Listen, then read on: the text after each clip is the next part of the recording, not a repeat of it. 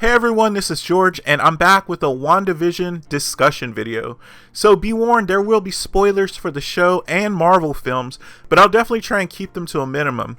So right off the bat, this series is definitely unlike anything Marvel and the MCU has ever released before, and to be honest, it's just very strange. Doctor Strange.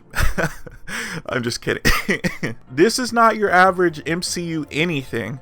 This is a whole other level of strangeness, and while I'm enjoying it, I think it's going to be a bit of a double-edged sword for Marvel, at least for the early episodes. A little background on the show. So the last time we saw Wanda and Vision alive and together was the end of Avengers Infinity War, where in an effort to stop Thanos from taking the Soul Stone from Vision's head, Wanda actually destroys the stone, and in doing so she kills Vision. But it was actually kind of a futile effort, because when Thanos does arrive, he actually uses the Time Stone and reverses time to bring Vision back to life, and then he proceeds to rip the stone from Vision's head, seemingly killing him. And the last time we actually see Wanda before the WandaVision show begins is Avengers Endgame at the funeral of Tony Stark. And in this moment, she's talking with Hawkeye about loved ones who are lost, and she talks about believing that in her heart she knows that Vision knows they were victorious over Thanos, and they're also talking about Black Widow too. And as far as I know, or I can remember, that's the last bit of information we have on those two characters preceding WandaVision. So the show itself, episode 1 plays out like the 1950s era sitcom. It's definitely over the top, and the humor is very much from that era. And Elizabeth Olsen and Paul Bettany, they reprise their roles as Wanda and Vision, and they don't seem to miss a step, to be honest. They really seem like they are very much the same odd couple that we've known and come to love throughout the Avengers films. So in the show, they're trying to fit into their roles of the traditional nuclear family, and it has a lot of comical results. There's a lot of humor in this episode, comedy from the era, and even though I enjoyed it, I think a casual viewer, especially a very young viewer who's never seen shows like I Love Lucy or Leave It to Beaver or Father Knows Best, shows from the era this show is emulating, will kind of be confused or even put off by this kind of storytelling. But other than the humor, we also come to see that something is very wrong, and someone or something very powerful is preventing Wanda from seeing through this, and in what seems to be an effort to not only control her, but also to get her to have children. Episode 2 plays out similarly, except now it's set in the 1960s, and we see Wanda and Vision meeting the people of the community, and it's very I Dream of Jeannie-esque, and I found that very charming about the episode. And so more shenanigans ensue, followed by surreal moments showing us just how wrong this place is, wherever it is they are. What I really like about this show is the mystery of what's going on here. It seems very much like this whole other sitcom reality is just a product of Wanda's mind. There are little hints in the episodes, like a red and gold toy helicopter found by Wanda. The thing is that it's the only colored object in an all black and white episode, and she just kind of examines it, and she knows something's off, but she can't quite put her finger on it. Or when Vision's boss begins to choke and everything seems to slow down in a very surreal moment. And finally, I think the most interesting moment was in episode 2 when Vision and Wanda see a figure dressed in a beekeeper suit emerge from the sewer and just stare directly at Wanda and Vision, only for Wanda to say the word no and seemingly rewind time, ignoring the event that caused them to encounter the beekeeper, and seemingly slip back further into the false reality as we see Wanda and Vision are now expecting children. This moment is as odd as you might think, and it seems like Wanda's belly just swells up in a matter of moments.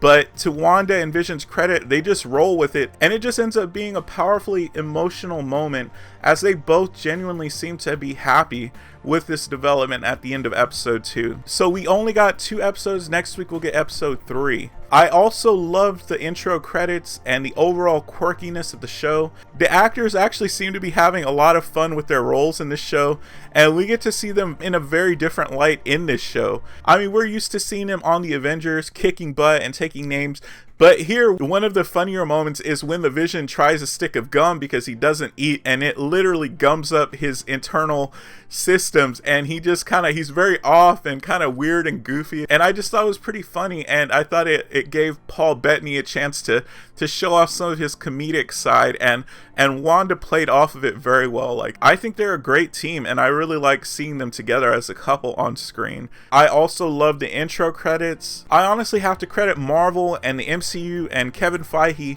for building up these characters so much to where they can go from bombastic superhero movies to 1950s era sitcom, and honestly, I'm there for it. Like, I want to see it, and I honestly don't think it would work out if they hadn't built up that trust with the audience that they have over the course of a decade of Marvel films.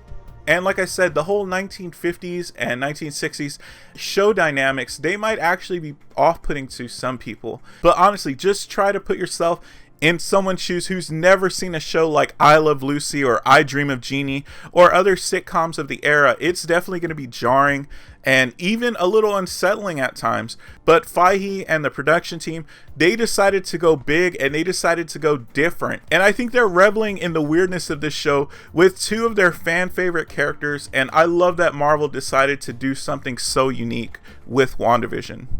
But I think for those who stick around, it's definitely going to pay off, but I would completely understand if there were viewers who might be turned off by the first two episodes, because they are very jarring. They are incredibly different. We haven't got anything like this. When you stop by to watch a Marvel movie, this isn't what you expect to get. But at the same time, you know, the comics, they are always trying unique and different things, and that's why I hope people stick around for more, because it is building to something, and hopefully it's going to be something that is on par with something we'd get from an MCU film. So I think if you're watching the first two episodes and feel a little lost or even put off, I think you should hang around, because they're definitely building towards something here. There's a lot of hints building towards something big. I think the most ominous event was the appearance of the beekeeper from the sewer. At first, I had no idea or what this figure was, but after thinking about it and after seeing the in-show commercial about the Baron von Strucker watches, I'm kind of leaning towards the possibility that the beekeeper was actually an AIM soldier, but kind of altered to fit into Wanda's reality. And AIM, being Advanced Idea Mechanics, they're a terrorist organization in the comics that's obsessed with developing advanced weaponry in order to obtain power, of course. In the comics, they have yellow uniforms that definitely resemble beekeeper uniforms. And AIM has ties to Baron von Strucker, who is mentioned in that commercial.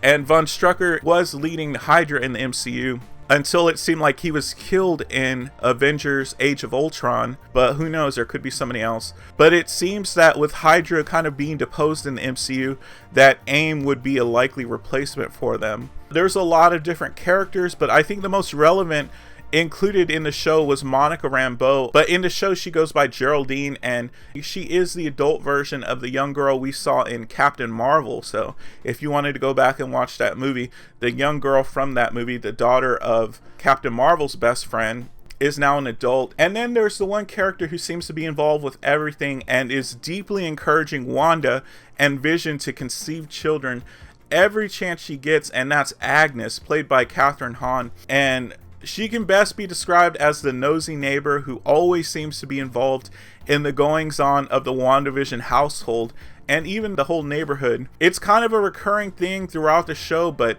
she personally mentions it on several occasions through casual conversation with Wanda, where she tries to push the idea of conceiving with Vision and having children. It's going to be interesting to see Agnes's plans revealed over the course of the show, and if she is in fact responsible for trapping Wanda in this surreal world, it'll be interesting to see how much of a threat she is and how powerful she potentially could be to be able to affect somebody as powerful as Wanda in that way. There was also one other very strange moment that I'm wondering if there's any significance to, and that's in episode 1, where Wanda and Vision are hosting a dinner with the Vision's boss, and let's just say shenanigans ensue. Then the boss repeatedly asks why they're here and suddenly begins to choke, while his wife continues to laugh as the man chokes, and eventually he collapses to the ground, seemingly going to choke to death, Well, everything becomes surreal in this moment, and everyone seems to look like they're very disoriented, as if having just been in a car accident or something. That's kind of what I got. But what I think was the strangest moment was when Wanda had to verbally order Vision to act and save his boss's life by phasing into his boss's throat and reaching in and pulling out the food he was choking on. I'm not sure if Vision was also just reeling from whatever caused everyone to appear so disoriented, or it's a direct clue as to Vision's state of being, that he's not autonomous and is in fact just a figment of Wanda's subconscious, or maybe it means something else entirely.